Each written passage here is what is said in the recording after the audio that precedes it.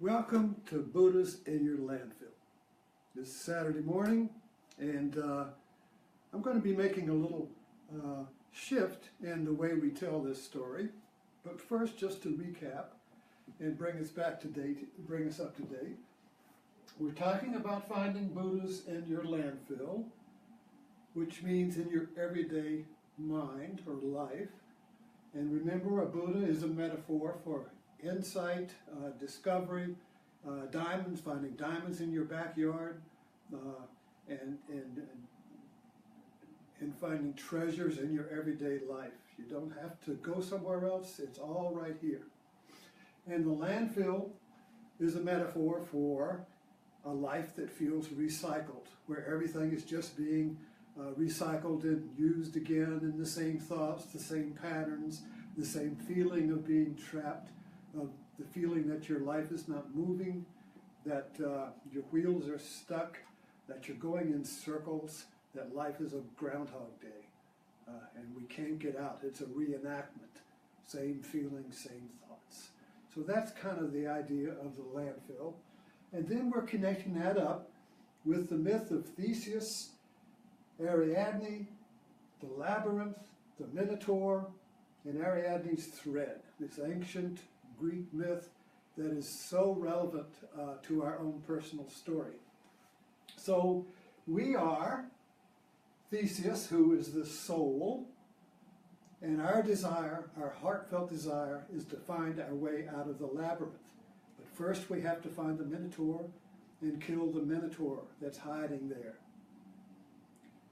And so the questions are, what is the labyrinth? What is the Minotaur? Well, before we begin, before Theseus went into the labyrinth, Ariadne gave him a ball of thread, which he unwound as he went in, and he followed it out. So Ariadne's golden thread is a metaphor for the Dharma thread, for the inner guide that tells you which way to go.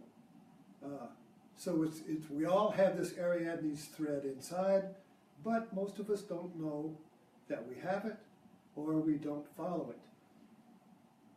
So we also have to have the sword of discernment, which enables us to tell the difference between real and unreal.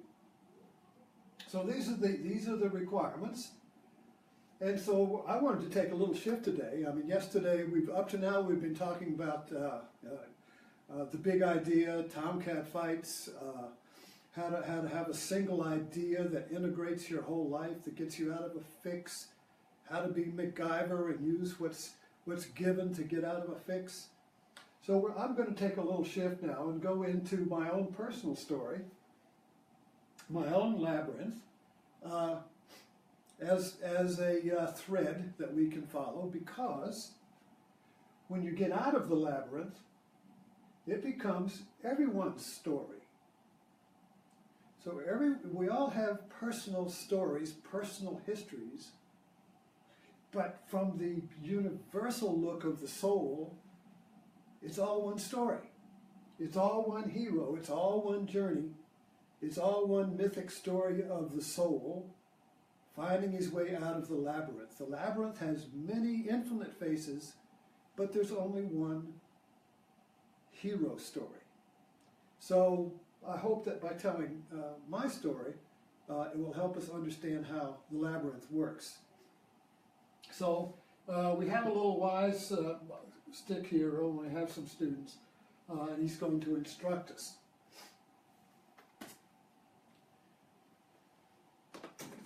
So when does our story begin? Well, I think mine began in high school.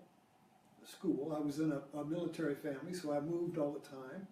And I never had roots like most people have, particularly here in Blackstone, where, when I met my wife here, it was from Blackstone, and she told me that she still had friends with the people, her kindergarten students, that blew my mind. I could not conceive of anybody still having friends with kindergarten people, because I moved every 2 years. And my most And if you look back in your life, particularly as you get older, certain memories stick out. Certain emotional memory, or certain memories that have emotional content stick out. And these are very important because they are metaphors or windows through which we can see our own personal labyrinth and the dark rooms that we were in, and the turns that when you're in a labyrinth, you see you can't see the labyrinth because you're only in everywhere you go. There's a choice: which way should I go, this or that? You don't know.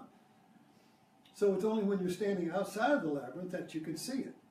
So we're trying to create a view from outside of our own personal labyrinth, because we spend our life trapped in the labyrinth.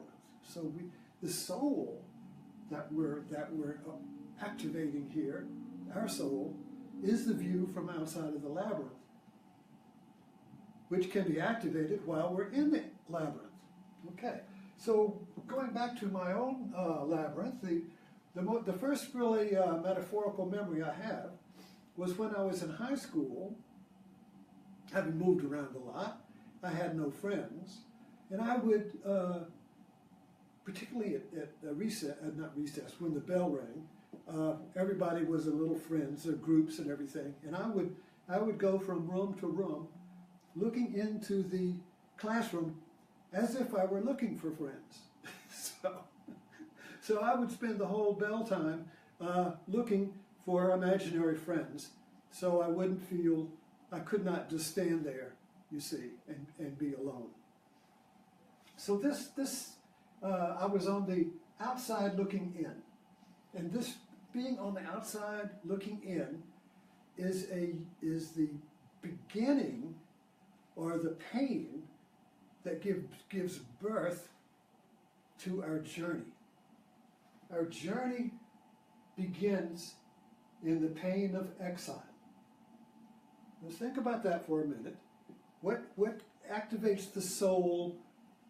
What activates Theseus to go into the labyrinth and find the Minotaur? Well, it's the pain of the labyrinth. It's suffering that activates the soul's journey. And the primary suffering of all of us is the feeling of exile, of being outside of the in-group. But when we get even deeper into it, it's the sense of being outside of our own experience. I'm always watching my experience, you see. So there's this tremendous gap between me as the observer and the feelings and the experiencing I'm having. And this is really, moving back into our own consciousness to see what is at the beginning of our pain. And it's this separation between our experience. So this becomes a metaphor of being outside of my own experience with longing. I would like to be my experience, but I feel outside of it, you see. A good or bad experience. Am I there yet? Is this good? Am I happy yet? How does this measure up to other experiences? Or how does it measure up to what I think I should be experiencing? You see, so there's always this calculating, comparing mind that does not become the experience. It is always judging the experience, you see. And that is the feeling, the sense of being in exile. So this really goes back to the biblical stories of being in exile, the original exile from the garden. Okay, so we can really kind of like connect some dots there. So anyway, continuing with the first chapters today. So when I got out of high school, I was in California, and I got accepted to the University of Virginia. And like all high school students, you have to have an idea of your whole life. What are you going to do? Or who are you going to be? So I thought, well, I might as well go for the top. I'm going to be a doctor. So everybody said, oh, that's really great, So I went to UVA to be a doctor, and I got in pre-med. And I discovered that it really wasn't my heartfelt desire. So I really discovered alcohol, because And, you know, when you leave high school, suddenly you're free, right? You're outside, you're away from the father's house. And UVA offered all the pleasures, you know, all of the chances for a young person to go astray. And so I became, well, I became a drunk, basically. And I remember the metaphor there that sticks in my mind is where I'm lying in my room in the bed, throwing up in a trash can, and my roommate, who went on to Annapolis himself and had a very successful career, I'm sure, was standing there saying, "Oh, Connolly, you'll never succeed." You know, so this, "you'll never succeed," kind of like was the engraving or the belief in my mind at that time. And my little inner guru tells me, you know, your life begins with failure. So just to go to the next chapter to let you know what will be coming next, so I hope you will tune in. So when I didn't flunk out of UVA, I resigned in the second semester so I could keep my first grade. I had C grades for the first semester, but I was at the bottom of the barrel second semester. So I withdrew, went home to Jacksonville, where my father had retired, and worked in a warehouse to get enough money. And I was going to join the Navy to find myself, you see. My father was a retired Navy officer, but I wasn't going to go to Annapolis or go, you know, I was going to join as the enlisted man, and because that was, you know, what was available. It was 1955, I believe, or I graduated from high school, so it was 1956, okay. Graduated from high school in 55. So anyway, I got a little money. My parents took me to the edge, my mother took me to the edge of town. I was going to hitchhike across country. She took away my little pocket switchblade. And so I went up to New York to see a friend, a college friend, and then I went out to Idaho to see a cousin, and well, that was interesting. And my father was from Idaho, and I was kind of like on my journey, and I went through and discovered a cousin that was my age, a little older, you know, around my age, not 18, and I remember her kissing me as I left. You know, that was so. I can confess I have a kissing cousin, and I still remember that kiss. So it was kind of like Ariadne. Ariadne was kissing me and giving me good wishes and help for my journey, because it was going to be a long journey, you see. But I was setting out. So I went down to San Diego, and when I ran out of money, I joined the Navy, and I went to boot camp, and then I had the idea when I was going to join the Navy. For some reason, I wanted to be in the submarines. That just I remember a book my father had given me about World War II, about the submarines in World War II and their stories, you know, and going under the sea.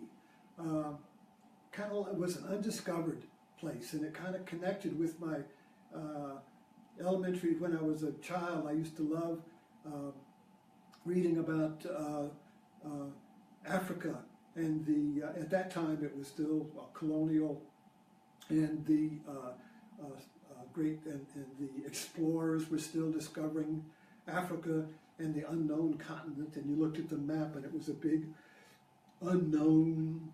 So there was something about the unknown that attracted me. There was something about exploring, and there was something about the submarine and the esprit de corps of the submariners, and the all for one and one for all, and we're not like the surface ships and the regulations and the laws.